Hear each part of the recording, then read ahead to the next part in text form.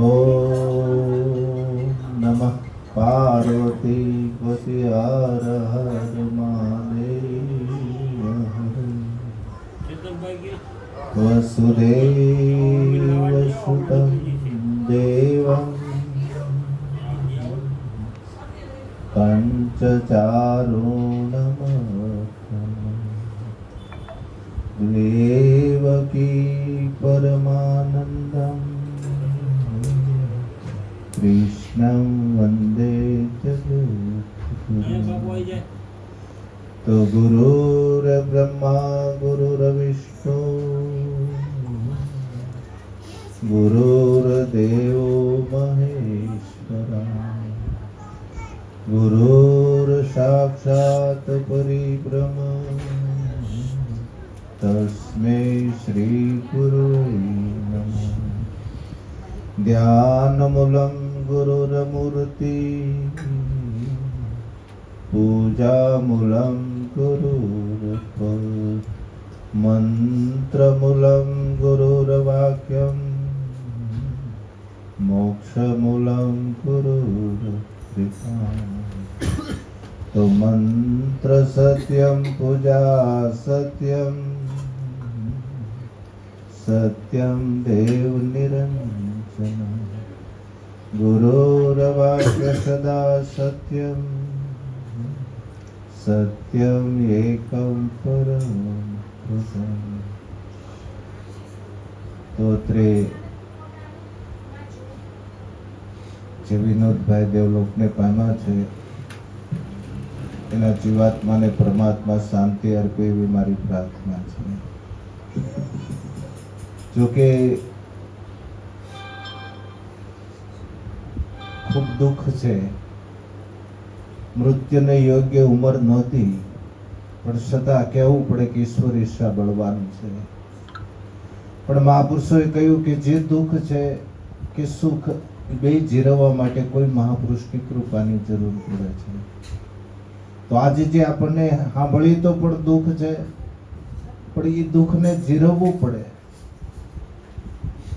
એવું જીવન જીવીને ગયા છે કે જેની સતત મને તમને યાદ આવે. જોકે મૃત્યુને યોગ્ય ઉંમર નથી, છતાં બોલવું પડે કે આવું જીવન જીવીને ગયા છે ને આ મૃત્યુ સાર્થક ગણવામાં આવે. મૃત્યુનો અફસોસ તો એનો કરાય જેને જીવનમાં કાંઈ ન કર્યું હોય ને આના મૃત્યુ ઉપર અફસોસ હોય.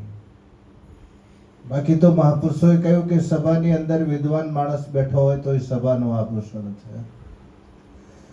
સભાનું આભૂષણ વિદ્વાન માણસ હોય છે, આકાશનું આભૂષણ સૂર્ય હોય છે, ઘરનું આભૂષણ પુત્ર હોય છે, એમ કુટુંબનું આભૂષણ સજ્જન વ્યક્તિ હોય છે. ને આવા સજ્જનો જ્યારે ફના જગત છોડી જાય ને ત્યારે કુટુંબને તો ખોટ હોય પણ સમાજને પણ ખોટ હોય છે.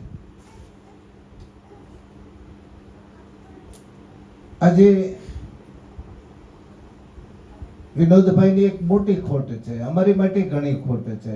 કારણ કે અમને હમણાં એક મહિના દિવસ પહેલા જ મળ્યા હતા અને વાત થઈ હતી બાપુ આ વખતે અમારે તો પૂનમમાં બધા આવવું જ છે અને બાપુની ભલામણ કરી હતી. બાપુને ભજન આપણે રાખવા છે, આપણે નાના એવા પ્રોગ્રામ કરવા છે, મોટા પ્રોગ્રામ નથી કરવા. આટલી બધી ભલામણ, એટલો એનો ભાવ. જેમ અટાણે વર્ષા ઋતુ હાલે છે ને, વર્ષા ઋતુનો તો દુહો નથી કે જેઠ કોરો જાય એનો ખંડમાં ખટકો નહીં, અહાડનો એક દી અમને વહમો લાગે. કારણ કે એ વર્ષા ઋતુનો દુહો નથી બાપુ. ઘણા એવા મૃત્યુ થતા હોય જેને જીવનમાં કાંઈ ન કર્યું હોય, જાતા હોય, એનો ખંડમાં ખટકો ન હોય. પણ આવી સરળ વ્યક્તિ, સજ્જન ને સમજદાર વ્યક્તિ જ્યારે જાય ને ત્યારે આપણને એનું દુઃખ લાગે, આપણને વહમું લાગે છે. પણ પરમાત્માને પ્રાર્થના કરી કે એના આત્માને, એના જીવાત્માને પરમાત્મા શાંતિ અર્પે. બીજું કે મૃત્યુ છે તો અનિવાર્ય છે, મૃત્યુ છે એ અટલ છે અને મૃત્યુ છે ને નિશ્ચિત છે. એટલું જ નહીં, હરેક જીવનનું સત્ય એક મૃત્યુ છે. કદાચ આજ આપણે બીજા સત્યને ન ઓળખતા હોઈએ, પણ એક સત્યની દરેકને ખબર છે, મૃત્યુ છે ને છે, એમાં બે મતની કોઈ ટાળી ન હોય. બીજું મહાપુરુષોએ કહ્યું કે મૃત્યુ છે દરેકને જન્મની હારે જ આવે છે, બાકી ક્યાં રૂપે આવે છે કઈ શકાતું નથી, બાકી દરેકને મૃત્યુ તો જન્મની હારે જ આવે છે. એટલે મહાપુરુષોએ મૃત્યુ લોકને અંદર મૃત્યુને અનિવાર્ય ગણાવ્યું. અનિવાર્ય એટલા માટે કે આજ મારી તમારી દ્રષ્ટિમાં દેખાય છે બધું નાશવંત છે. એટલું જ નહીં, કદાચ આ સૃષ્ટિ ઉપર પરમાત્મા આવે, ભગવાન આવે ને, તો એને પણ આ ફના જગત છોડીને જવું પડે. એટલે મહાપુરુષોએ કહ્યું કે મૃત્યુ અનિવાર્ય છે. એટલે મેકરણ પણ બોલ્યા, કઈક સમરબંધીઓએ ચણાવેલ પડતા અમે જોયા છે, કઈક શ્રીમંતોને મરતા અમે જોયા, સંત ભગત પીર પેગંબર ઓલિયો કે ભગવાનને મેકરણ કે મહાણે બળતા અમે જોયા છે. એને તો ન્યા સુધી કહ્યું, ગીતા જ્ઞાન કરીને કૃષ્ણએ કેવી કરી, સામળિયાના શરીર અમે મહાણે જોયા મેકરણ. નહીતર ભગવાન તો એમ કે છે કે હું મરતો નથી. છતાં તમે જુઓ, મહાભારતને ખોલો એક વખત, ભગવાન કૃષ્ણની 125 વર્ષની ઉંમર, અખિલ બ્રહ્માંડનો માલિક, જ્યારે દ્વારકાની અંદર શતાબ્દી મહોત્સવ ઉજવાણો અને દ્વારકાની અંદર પોતે પરિભ્રમણ કર્યું અને પોતાને અભાવ આવ્યો. એને ઉદ્ધવને બોલાવ્યો. જો કે ભગવાનને 3 મિત્રો તો સુદામા સિવાય એવા 3 મિત્રો એવા હતા, અંગત મિત્રો હતા. એક ઉદ્ધવ, બીજો વિદુર અને ત્રીજો અર્જુન.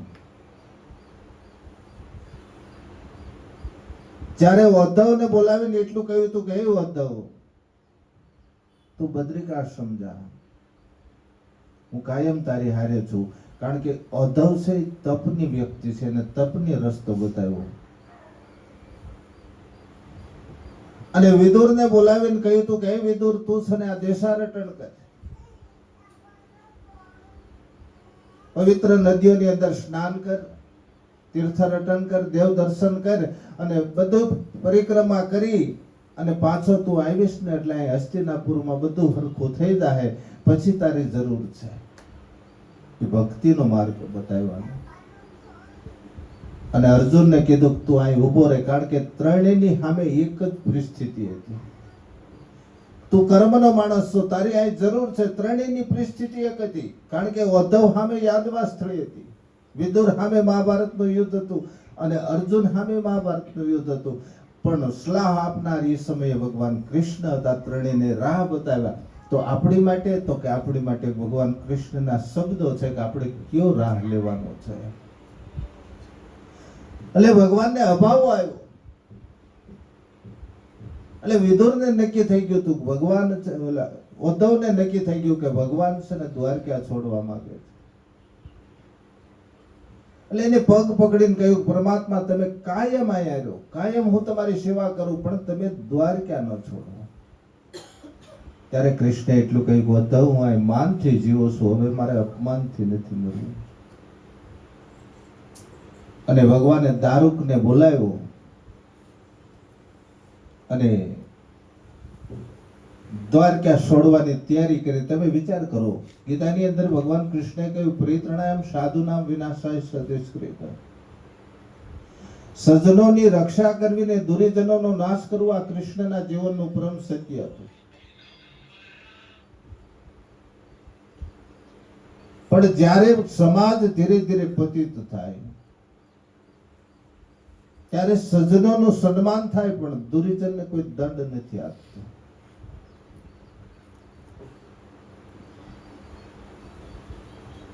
ધારો કોઈ ખૂન થાય, કોઈ લૂંટ થાય, આવા કેસો બને તો દરેકનો એક જ મનોભાવ હશે, એ છૂટી જાય. સજ્જનોનું સન્માન થાય છે, દુર્જનને કોઈ દંડ નથી આપતો. હાવ છેલ્લી કક્ષાનો જ્યારે સમાજ પતિત થાય, ત્યારે દુર્જનોનું સન્માન થવા મળે, સજ્જનોની અવગણના થવા મળે. ધારો કે તમારો છોકરો અંગ્રેજીમાં મહેનત કરીને 75% લાવે, અને બીજો છોકરો કોપી કરી ચોરી કરી અને 90% લાવે તો એનું સન્માન થાય, ઓલો સાચો છે ઉભો રહી જાય. એટલે મહાપુરુષ બોલે, અમે તારા જગતમાં અવનવા અંજામ જોયા છે, પ્રતિષ્ઠા દુરીજનો પામ્યા, સજ્જનોને બદનામ થતા જોયા છે. ખરેખર નેક આદમની કદર કરતી નથી દુનિયા, દુરાચારીને તો ગામો ગામ પૂજાતા અમે જોયા છે.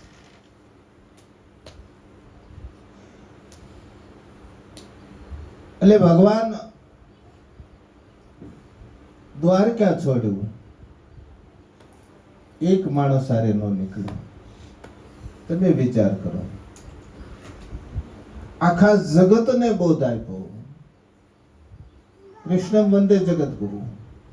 પાંડવો છેટા હતા એને સમજાવી ગયા, પણ દ્વારકામાં પોતાના ન સમજાવી ગયા. ન્યાયી પુરુષ લાચાર થઈ ગયો. એટલે શાસ્ત્રોમાં કહ્યું, સમર્થ માણસ હોય ને ઘેરે લાચાર હોય છે. તમે રામાયણ ખોલો તો ભગવાન રામને તો ખાલી 14 વર્ષનો વનવાસ હતો. યોદ્ધાની પ્રજાને ખબર પડી, આખી યોદ્ધાની પ્રજા બહાર નીકળી ગઈ, જ્યાં અમારો રામ ને અમારી અવધ, જ્યાં અમારો પરમાત્મા ને અમારી અવધ. રામાયણમાં એવો ઉલ્લેખ છે, કોણ ન નીકળી ગયું? અણહમજુ બાળકો અને અશક્ત માણસો એટલા જ નહોતા નીકળ્યા. આખી યોદ્ધા ખાલી થઈ ગઈ. રામાયણનો પ્રસંગ છે, તમસા નદીને કિનારે પહેલી રાત્રિ રોકાણા ભગવાન. કોઈ ઈશ્વરી ઈચ્છા હશે, કોઈ એવો યોગ, દરેક અવધવાસીઓને આ રાત્રિએ હોઈ ગયા. ભગવાને સુમંતને બોલાવીને કહ્યું, સુમંતજીઓ આ બધાને ક્યાં લઈ જાઓ? જંગલની અંદર વ્યવસ્થા થાય ન થાય, ઋતુ પ્રમાણે ફળ ફૂલ મળે, આ બધાની હું વ્યવસ્થા કઈ રીતે કરું? માટે એક કામ કરો, તમે રથ લાવો. સુમંતજી રથ લાવ્યા. ભગવાન રામ લક્ષ્મણ જાનકી રથમાં બેહી અવધવાસીઓને હુતા મૂકીને રથ આડવળો આંકીને હાલતા થઈ ગયા. અહીં સંતોએ બહુ ટીકા કરી કે જેને ઈશ્વર તરફ આટલો બધો પ્રેમ હતો, જેને ભગવાન તરફ એટલો પ્રેમ હતો, સર્વસ્વ છોડીને જે નીકળી ગયા હતા, છતાં ભગવાને આ પ્રેમનો દ્રોહ કર્યો છે અને હુતા મૂકીને કેમ નીકળી ગયા? અમુક મહાપુરુષોએ સરસ નિવેદન કર્યું છે કે સાધના માર્ગ હોય કે ભક્તિ માર્ગ હોય, એમાં સાધકે હંમેશા જાગૃત રહેવું જોઈએ. હુવાય નહીં. હુવો તો તમારો બ્રહ્મ સટકે, હુવો તો ઈશ્વર સટકે. સાધના માર્ગ હંમેશા જાગૃત હોવી જોઈએ. તો કહેવાનો મતલબ, એક માણસ હારે ન નીકળ્યો અને ભગવાન પ્રભાસ ક્ષેત્રની અંદર જ્યાં ગયા, રથમાંથી નીચે ઉતરી દારૂકને પણ કીધું, તો અહીંથી વહી જા.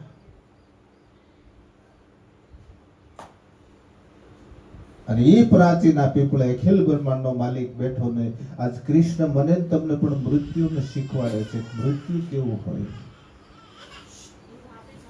મહાપુરુષો પણ બોલ્યા, મરનો ભલો પ્રદેશ જ્યાં આપનો નહીં, કોઈ માટી ખાય જનાવરા માહસો મંગલ હોય. મરો એવી જગ્યાએ જે આપણું કોઈ ન હોય અને આપણનો એક જ સ્વભાવ હોય કે આપણા સંયોજન હોય, એની વચ્ચે આપણો દેહ છૂટે નહીં. મહાપુરુષોએ આવું શું કામ કહ્યું કે પોતાનો ક્યાંય ભાવ રહેતો નથી, પોતાનું ક્યાંય ચિંતવન રહેતું નથી. અને એ અખિલ બ્રહ્માંડનો માલિક પ્રાચીના પીપળે ટેકો દઈને બેઠો. એની આંખમાંથી આંખોડા પડતા હતા અને હોઠ ધ્રુજતા હતા. ભગવાનને આ ફના જગત છોડીને જવું એનું દુઃખ નહોતું, પણ પરમાત્માને અંત સમયે 3 વ્યક્તિ યાદ આવી હતી. પહેલા તો ભગવાનને દ્રૌપદી યાદ આવી. દ્રૌપદીના 5 દીકરાને જે અસ્વસ્થામાં એ માર્યા. સ્વાભાવિક છે, ભગવાન કૃષ્ણ દ્રૌપદીને આશ્વાસન આપવા માટે ગયા. સમાજ એક બાજુ થયો એટલે ભગવાને દ્રૌપદીની નજીક ગયા. એટલે દ્રૌપદી પાલો પાથરીને પગે લાગીને કહ્યું, ભગવાન ગમે એમ તો હું માં છું, મારા દીકરાનું જે મૃત્યુ થયા છે એનું મને દુઃખ છે, પણ હે કૃષ્ણ, મારે તને એટલું કહેવું છે કે મારા દીકરાને જગાડીને માર્યા હોત તો હુતા હું કામ માર્યા? એટલે કૃષ્ણએ કહ્યું કે દ્રૌપદી જગાડીને મારે હુતા મારે એમાં ફરક શું પડે? કે હે કૃષ્ણ, જો જગાડીને માર્યા હોત ને તો તારું નામ લેતા લેતા મરત. અને પછી જે દ્રૌપદી બોલી, એ જીવનો સ્વભાવ મારો તમારો બધાયનો આવી જાય. એ કૃષ્ણ સામે નજર કરીને એટલું કહ્યું હતું કે કૃષ્ણ બાપ તારા અવતાર કાર્યની અંદર કોને કેમ મારવા આજે તે નિર્ણય લીધો તો એમાં મારા દીકરાને મારવાનો નિર્ણય તારો તો નહોતો ને. જેથી નજીકની વ્યક્તિ, અંગત વ્યક્તિ, જેથી મને તમને શંકાની દ્રષ્ટિએ જોવે ને તેથી આપણને દુઃખ થાય, વેદના થાય, પીડા થાય. એટલે મહાપુરુષોએ કહ્યું છે કે દુઃખ હંમેશા છે ને પોતાના જ આપે, પારકા નો આપે. એની માટે તમે રામાયણ ખોલો. ભગવાન રામનો વનવાસ અને દશરથજીના મોતનું કારણ કોઈ બહારનું નહોતું બન્યું, કઈ બન્યું. ભગવાન પંચવટીમાં હતા અને સુરપંખા આવી. ભગવાન રામને કહ્યું કે મારી હારે પાણી ગ્રહણ કરો. એટલે ભગવાને કહ્યું કે મારી ધર્મપત્ની મારી હારે છે, મારા ભાઈ પાસે તું જા. એટલે લક્ષ્મણજી પાસે મોકલે. લક્ષ્મણજી રામ પાસે અવારનવાર ધક્કા ખવડાવ્યા. ભગવાન અંતર્યામી હતા, એ જોતા હતા કે નારી સુંદર છે, પણ આની પાસે ધીરજ ને સહનશીલતા કેટલી છે. સુંદરતા ઘણા પાસે હોય, ધીરજ ને સહનશીલતા ન હોય. બીજું કોઈ પણ માણસનું મૂળ સ્વરૂપ જોવું હોય તો એને થોડાક હેરાન કરો એટલે એના મૂળ સ્વરૂપમાં પ્રગટ થઈ જાય. જ્યાં થોડીક હેરાન કરી ત્યાં મૂળ સ્વરૂપમાં પ્રગટ થઈ. ભગવાને ઈશારો કર્યો, લક્ષ્મણજીએ નાક કાન કાપ્યા. સીધી ક્યાં ગઈ? એના ભાઈ રાવણ પાસે. રાવણને બહેકાવ્યો. રાવણ આવીને સીતાજીનું અપહરણ કર્યું. ભગવાન રામને લક્ષ્મણ સીતાજીની તલાશમાં નીકળ્યા. કિષ્કિંધામાં આવ્યા. હનુમાનજી હારે મિત્રતા થઈ, મેળાપ થયો. હનુમાન દ્વારા સુગ્રીવ હારે મિત્રતા થઈ અને સુગ્રીવના કહેવાથી ભગવાને વાલીનો વધ કર્યો. તો એના ભાઈના મોતનું કારણ એનો ભાઈ બન્યો, બીજું કોઈ નહીં. દુઃખ કોઈ બીજા આપશે જ નહીં, પોતાના જ આપશે. લંકા ઉપર ચડાઈ કરી, રાવણ મરતો નહીં. એટલે ભગવાને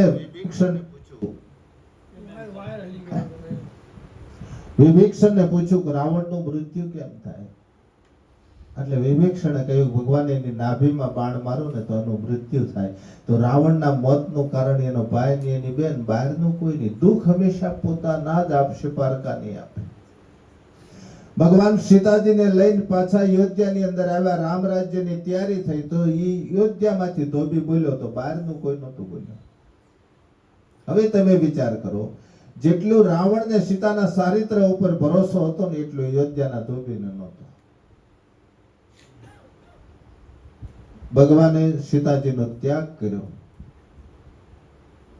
હવે તમે વિચાર કરો કે જે સીતા માટે 400 ગાઉનો સમુદ્ર ઠેક્યો હતો, જે સીતા માટે 400 ગાઉ સમુદ્ર ઓળંગી ગયો હતો, જે સીતા માટે 14 વર્ષનું જાગરણ કર્યું, જે સીતાજી માટે 14 વર્ષ નંદીગ્રામમાં ખાડો ખોદીને બેઠા, એ 3 માંથી એકે એમ નહોતું કહ્યું ભગવાન આ ખોટું થાય છે. 3 માંથી એક ન બોલ્યા કે ખોટું થાય. એટલું જ નહીં, કદાચ વાલ્મીક ઋષિના આશ્રમમાં મૂકી આવ્યા તો એટલું ન કહ્યું ભગવાન 8-10 દિવસે તમે આટો મારી આવો, તેની સંભાળ કર્યો, શું કરે છે હું નહીં. નકર અયોધ્યાથી વાલ્મીક ઋષિનો આશ્રમ કઈ છેટો નહોતો, આજનું મેરઠ. એટલે કવિ કાગને લખવું પડ્યું કે સીતાની લેવા સાર રાઘવને કોઈએ કહ્યું નહીં. આ સ્વાર્થનો સંસાર, કર્મા ધોખો કાગડા. આ બધું સ્વાર્થનો સંસાર છે. સ્વાર્થ પૂરો થાય એટલે વાત પૂરી થાય છે. અને આ બધું ઋણાનું બંધ છે. જગત આખું છે ને ઋણાનું બંધ છે. કોઈ એકબીજાના ઋણ પૂરા થઈ જાય એટલે એ મુક્ત થઈ જાય છે. પોતાનું છે એટલે આજે આપણને દુઃખ છે, આપણું કર્યું એટલે આપણને દુઃખ છે. હું અને મારું આ જ માયા છે, બીજી કોઈ માયા છે જ નહીં. નહીતર આપણા મહાપુરુષો ભક્તો જે થઈ ગયા આને સમજણ કહેવાય. મહાપુરુષોએ કીધું કે સમજણનું ઘર છે ને એ અઘરું છે. આજે તમે જુઓ નરસિંહ મહેતાના જીવન ઉપર નજર કરો તો એની ધર્મપત્નીનું મૃત્યુ થયું, એના દીકરાનું મૃત્યુ થયું, એની પુત્રવધુનું મૃત્યુ થયું. એક વિરક્ત સંન્યાસીને ખબર પડી, એની આંખમાંથી આંખોડા પડી ગયા કે ઓહો, મહેતાજી ઉપર ભગવાને આટલું બધું દુઃખ નાખ્યું.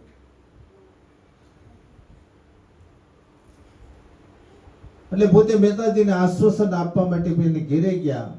જઈને પૂછ્યું કે મહેતાજી ક્યાં છે? દામોકુંડ ગયા છે. પોતે દામોકુંડ ગયા. રસ્તામાં બે ભેળા થયા. સંન્યાસી મહાત્માએ બાવડું પકડીને કીધું કે મહેતાજી તમારી માથે ભગવાને બહુ દુઃખ નાખ્યું. ત્યારે નરસિંહ મહેતાએ કીધું કે બાપજી આપ તો વિરક્ત સંત છો, સુખ દુઃખથી પર છો, આપ સમજો છો.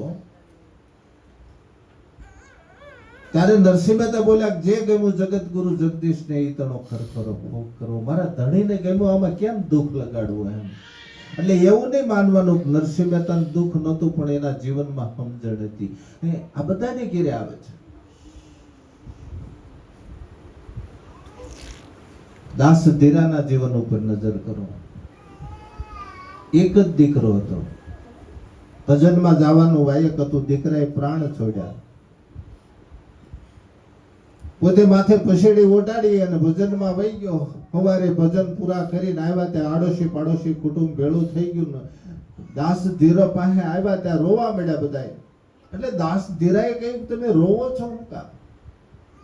કે તમારો એકનો એક દીકરો હતો, નાનું મૃત્યુ થઈ ગયું છે. ત્યારે દાસ ધીરાએ એટલું કહ્યું કે આ મારે ઘેરે ક્યાં પહેલો વહેલો પ્રસંગ આવ્યો છે? આ તો અનાદિકાળથી બધાને ઘેરે આવતો પ્રસંગ છે. એટલે એને કીધું કે કઠણ સોટ છે કારમી મરણ મોટેરું માર, કંઈક રાણા ને કંઈક રાજ્યા છોડી આલ્યા સંસાર. આની અંદર તો ઋણાનુબંધ સંબંધ પૂરો થાય એટલે કોઈ રહી નથી શકતું. પછી કદાચ બ્રહ્મ હોય તો અહીંથી જવું પડે. આ જગત જ એવું છે. અને જગત ને એને જ જગત કહેવામાં આવે જેની અંદર સતત દુઃખ જ ભરેલું છે. હાલતા ચાલતા ડગલે પગલે બધે દુઃખ ભરેલું છે.